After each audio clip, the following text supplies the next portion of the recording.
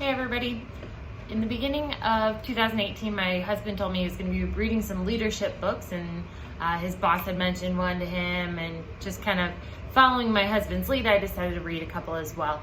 So one of the books I read was The Speed of Trust, The One Thing That Changes Everything by Stephen M.R. Covey, who's the son of Stephen Covey. And this book specifically holds numerous ideas of trust based in 5 different areas: self-trust, relationship trust, organizational trust, market trust, and societal trust. I really enjoyed reading the book, and I had some fun seeing how I could apply it directly to my work in campus recreation, specifically into aquatics.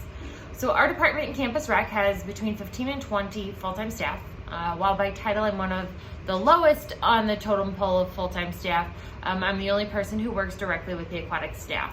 In aquatics, I oversee between 60 and 80 staff, depending on the time of year. I find that I can apply the trust principles in both directions, down to my student staff and up to my bosses and coworkers. So I'm going to take a few minutes here to reflect on each of the 13 behaviors of trust and how they apply to how I lead and manage my staff. First one is talk straight.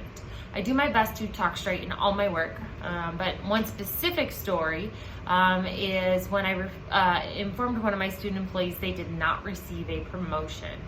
He had applied for a position as one of my office assistants. I did not hide the truth, but tactfully explained why he wasn't the best person for the role.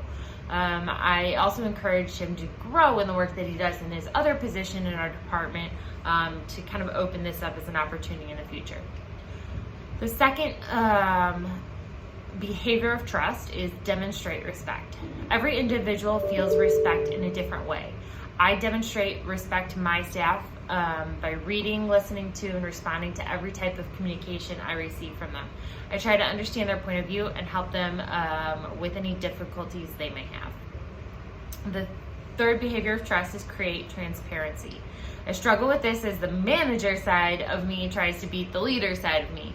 I've given my staff in the past an assignment to identify, reflect upon, and give me a written statement about our department's mission, vision, and values.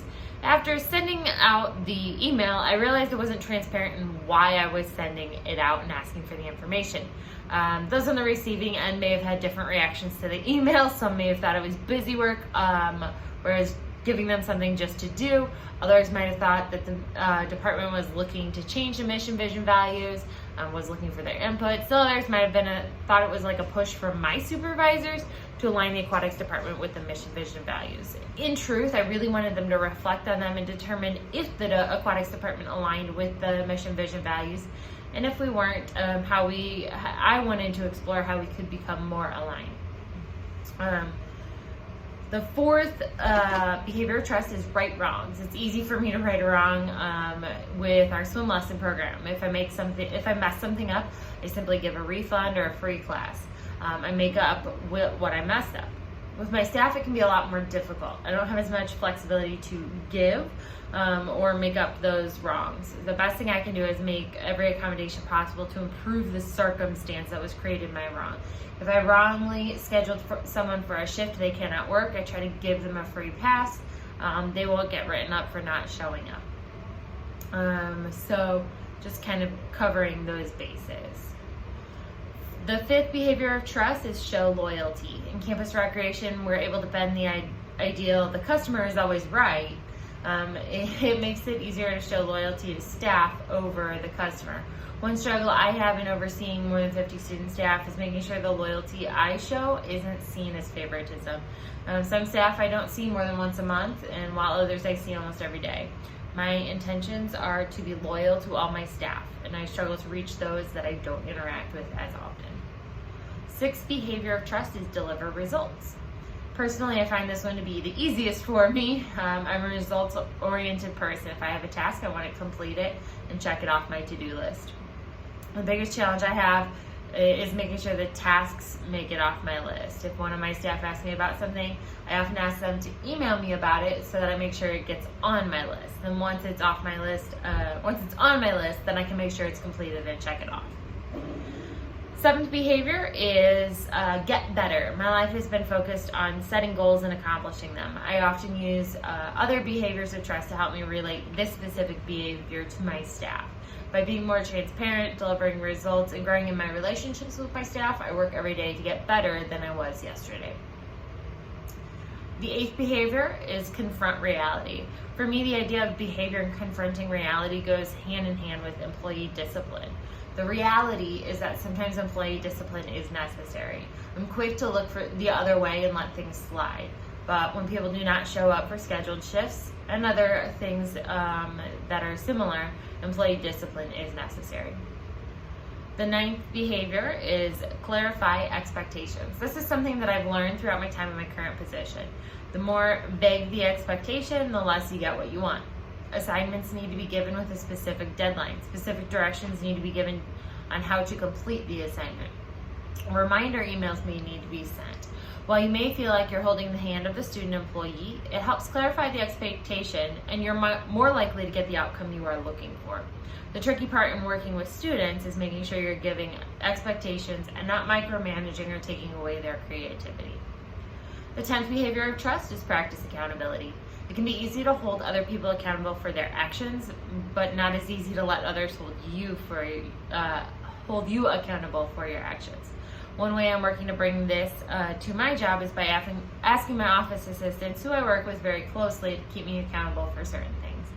Since they are in my workspace and see my day-to-day work, they have the closest impact on the things that I do. The 11th behavior is listen first. Anyone can keep their mouth shut and listen when someone else talks. It's part of the conversation. One talks, then the other. The point of listen first is not giving someone the time to talk. It's actually listening to the person and what they are saying. I've begun to apply this with my communication with my staff. Rather than anticipate what they're going to say and start formulating my answer before they're done talking, I try to wait till they're finished, take the time to process what they said, and then give an answer. The 12th behavior of trust is keep commitments. This theme hits close to home for me. Often our all staff meetings in our department start late. They regularly are scheduled for 10 o'clock, and sometimes we don't get started until 10:15, 10:20. Because this bothers me personally, I always try to hold a tight schedule. I arrive on time for those meetings. When I have a meeting for another individual, I arrive on time.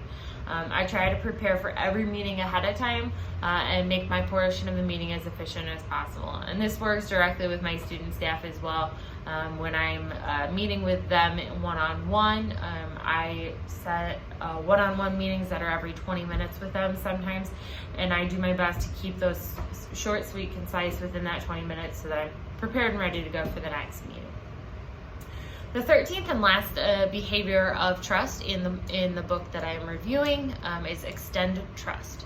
Because my staff are students, I often struggle to trust them. Over the years, student staff have consistently abused my trust. With this behavior, I work to individualize every relationship that I have, rather than stereotyping all of my staff into the same form. It's easier for me to extend the trust to the staff I see more often and more frequently, and to those who have worked for me longer.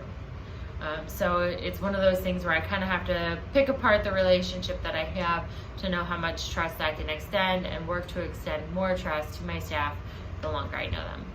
For more information on the speed of trust, the one thing that changes everything, and the 13 behaviors of trust, you can visit their website at www.thespeedoftrust.com or check the book out of your local library. Thanks. Have a great day.